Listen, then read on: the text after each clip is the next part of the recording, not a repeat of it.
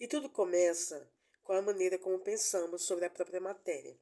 Se você não entra em uma sala de aula já há algum tempo, nem leu um livro que tinha por base a nova física, o pensamento revisado sobre a aparência que um átomo teria pode surpreendê-lo. Em vez de no modelo mecanicista ou mecânico de objetos orbitando em torno de outros objetos, como o sistema solar em miniatura, o átomo quântico baseia-se na probabilidade de que a energia pode ser concentrada em um lugar ou outro em um determinado momento do tempo. Aqui o importante é que a energia é produzida em parte dos campos elétrico e magnético, os mesmos campos que criamos nos pensamentos do nosso cérebro e nas crenças do nosso coração. Em outras palavras, as experiências universais que nós conhecemos como sentimento e crença são os nomes que damos à capacidade do corpo para converter nossas experiências em ondas elétricas e magnéticas. É aqui que as coisas ficam realmente interessantes, quando o campo elétrico ou magnético de um átomo mudam, ou quando ambos mudam. O átomo muda. Ele altera a maneira como se comporta, bem como a maneira como se expressa como matéria. E quando o átomo muda, o mesmo acontece com o nosso mundo. A mudança da energia de um átomo por meio de um campo magnético é um fenômeno bem documentado que foi reconhecido pela primeira vez em 1896, batizado em homenagem ao seu descobridor, o ganhador do Prêmio Nobel, Peter Zeeman. O efeito Zeeman revela que, na presença de uma força magnética, o material que constitui a matéria é transformado. Em palavras claras e diretas, os textos de física clássica afirmam: quando um átomo é colocado em um campo magnético externo, sua energia muda.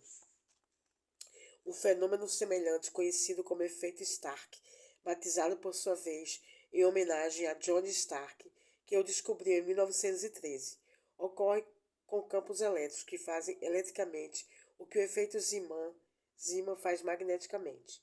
Embora os efeitos Zeeman e Stark sejam interessantes individualmente, juntos eles se tornam a chave para compreender o poder da crença baseada no coração. Estudos realizados pelo Institute of HeartMath mostraram que a intensidade elétrica do sinal cardíaco, medida por um eletrocardiograma, é até 60 vezes maior que o sinal elétrico do cérebro humano, medido por eletroencefalograma, enquanto o campo magnético do coração é até 5.000 vezes mais intenso do que o do cérebro.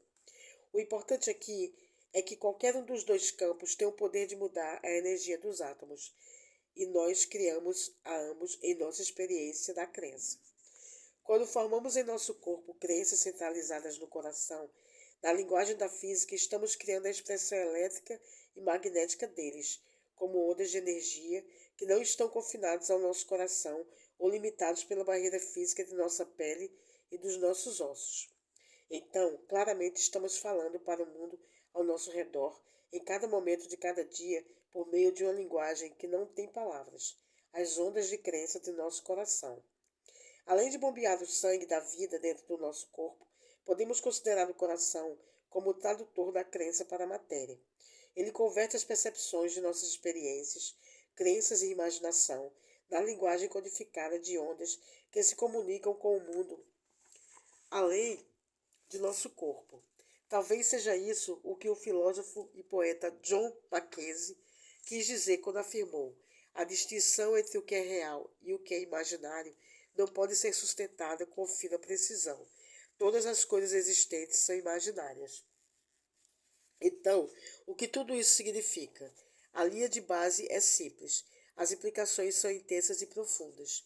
Os campos de energia precisos que alteram nosso mundo são criados pelo misterioso órgão que sustenta nossas crenças mais profundas. Talvez não seja coincidência o fato de que o poder de mudar nosso corpo e os átomos da matéria esteja focado no único lugar que há muito tempo está associado às qualidades espirituais que nos tornam quem nós somos, o coração.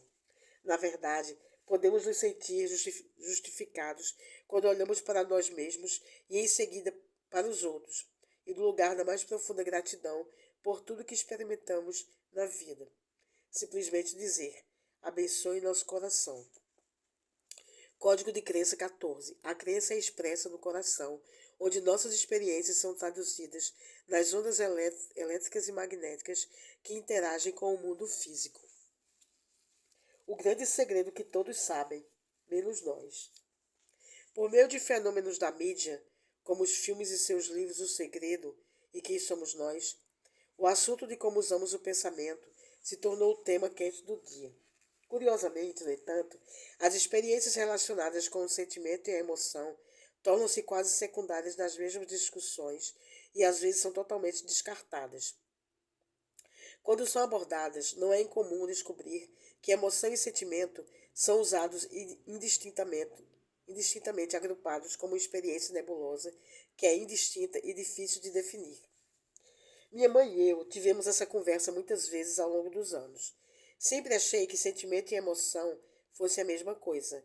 Ela me disse em mais ocasiões do que posso enumerar. Não é surpreendente o fato de que as pessoas façam tais generalizações. Com poucas exceções, a ciência e a espiritualidade, as duas fontes de conhecimento em que nós historicamente confiamos para descrever nosso mundo, parecem ter deixado os poderes do sentimento e da emoção completamente fora da equação da vida. Em nossa versão tradicional da Bíblia moderna, por exemplo, talvez seja apenas uma coincidência o fato de que os documentos que nos instruem sobre o poder do pensamento e da emoção, como o Evangelho gnóstico de Tomé, estejam entre os mesmos que foram perdidos durante o período dos éditos bíblicos do século IV depois de Cristo. Embora essas referências possam estar faltando entre os mais estimados ensinamentos judaico-cristãos, este não é o caso para outras tradições espirituais. Como cientista que trabalhou na indústria de defesa em meados da década de 1980, pensei que encontraria os exemplos mais bem preservados desses ensinamentos nos lugares menos perturbados pela civilização moderna. Dos mosteiros de Jebel Musa, no Egito, e na Cordilheira dos Andes, no Peru, até as terras altas da China Central e do Tibete, encontrei-me em alguns dos santuários mais remotos e isolados que permanecem na Terra na presente época, justamente em busca de tais ensinamentos. Foi em uma manhã clara e fria, em 1998, que ouvi as palavras reais que descrevem o poder do sentimento em nossa vida de uma maneira que não poderia ser equivocada. Cada dia no Planalto tibetano é verão e inverno. Verão sob o sol direto da elevada altitude e inverno quando os raios desaparecem atrás dos picos denteados do Himalaia. Eu me sentia como se não houvesse nada entre minha pele e as pedras antigas, enquanto me sentava no chão frio embaixo de mim. Mas eu sabia que não podia partir. Esse dia foi o motivo pelo qual convidei um pequeno grupo para se juntar a mim em uma jornada que nos levou do outro lado do mundo. Por 14 dias, aclimatamos nosso corpo em altitudes de até cerca de 4,9 quilômetros acima do nível do mar, agarrando-nos aos nossos assentos e até mesmo uns aos outros. Preparamos-nos enquanto o nosso ônibus de meados da década de 1960 se arrastava por pontes destruídas e pelo deserto sem estradas, apenas para estar nesse local específico e nesse exato momento. Um mosteiro de 800 anos escondido na base da montanha. Concentrei minha atenção diretamente nos olhos do belo homem de aparência atemporal, sentado em posição de lótus à minha frente, o abade do mosteiro. Por meio do nosso tradutor, fiz a ele a mesma pergunta que fizera a cada monge e freira que conhecemos durante toda a nossa peregrinação. Quando vemos realizando suas orações, comecei o que está realmente fazendo. O que está realmente fazendo? Quando vemos entoar seus cânticos durante 14, 16 horas por dia, quando vemos os sinos, as tigelas de cobre, inclusive as que se destinam aos cânticos budistas, os gongos, os carrilhões, os mudras e os mantras, quando vemos tudo isso se manifestar externamente, o que está acontecendo em seu interior? Quando o tradutor compartilhou a resposta do abade, uma poderosa sensação repercutiu através do meu corpo, e eu sabia que era essa a razão pela qual tínhamos vindo a esse lugar. Você nunca viu nossas orações, ele respondeu, porque uma oração não pode ser vista. Ajustando suas pesadas vestes de lã, o abade continuou. O que você viu é o que fazemos para criar o sentimento em nosso corpo. Sentir é a oração. A clareza da resposta do abade me deixou abalado. Suas palavras ecoaram as ideias que foram registradas em antigas tradições gnósticas e cristãs há mais de 2000 anos. Nas primeiras traduções do livro de João 16:24, por exemplo, do Novo Testamento, somos convidados a empoderar nossas orações por estarmos cercados pelos, isto é, sentindo nossos desejos realizados, assim como o abade sugeriu. Pergunte sem pensar que haja um motivo oculto e seja cercado pela sua resposta.